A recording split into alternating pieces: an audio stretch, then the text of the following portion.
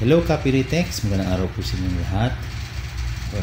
Welcome back sa Pinoy Tech Channel. Meron akong ni-repair kanina, hindi ko lang na i-record.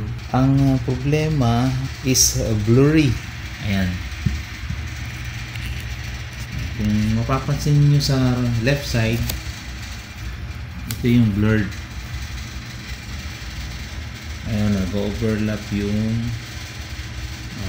letter. So ito na yung after. Ito yung before at ito yung after. Anong ginawa ko para ma-resolve itong issue na to?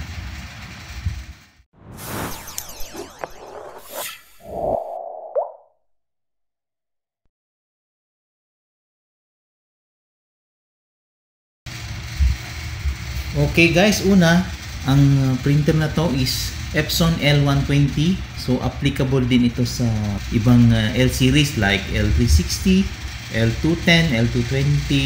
Di ko pa na-test sa mga bagong model, but I will update you kung magkaroon tayo ng ganitong issue sa mga bagong model. Okay. Ginawa ko yung print head alignment dun sa printer properties, hindi nag-work.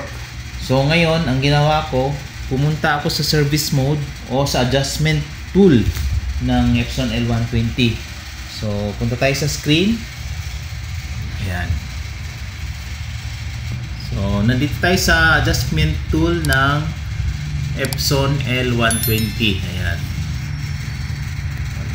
So, may babaguhin lang tayo or may value na i-add natin dito sa adjustment tool. Unang-una, pupunta tayo dito sa first dot, position adjustment.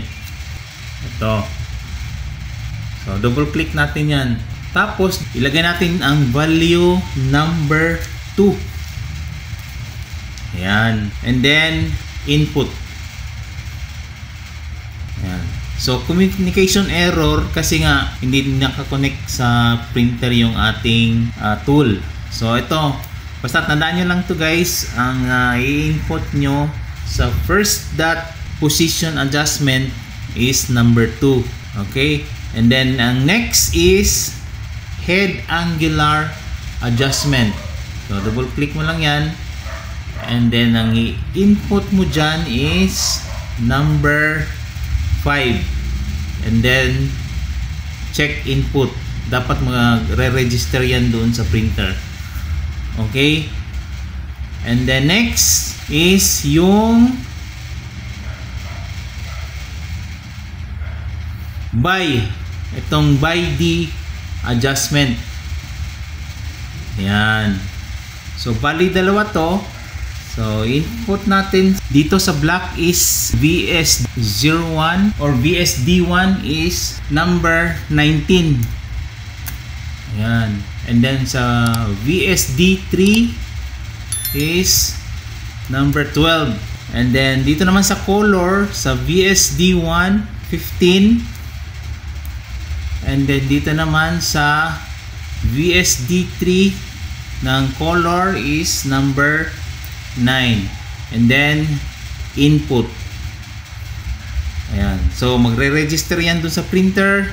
And then after ma-register lahat ng number o ng value, punta kayo sa dito sa head cleaning at mag-print kayo ng nozzle check. Pag nag-print ng nozzle check, i-verify nyo kung nag-change na or mag-test print kayo from the printer properties. Bakit? Kasi ito, meron tayo ditong may sample kung nozzle check. Ayan. Mapapansin mo yung nozzle check, hindi siya overlap, pero medyo bold yung pagka-print out ng black. Oh, tingnan mo yung nozzle check na kompleto naman.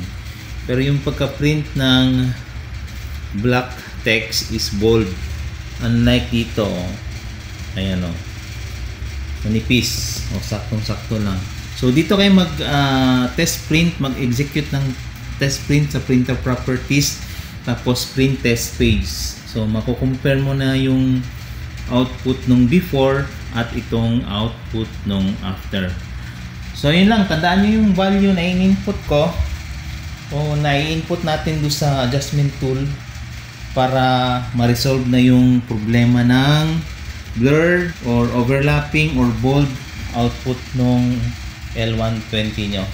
Siya nga po pala, sa mga may gusto ng adjustment tool, ilalagay ko lang sa description yung link nung tool para ma-download nyo. Okay? So yan lang po. Hanggang sa muli, dito lang sa Pinoy Tech Channel. Bye-bye.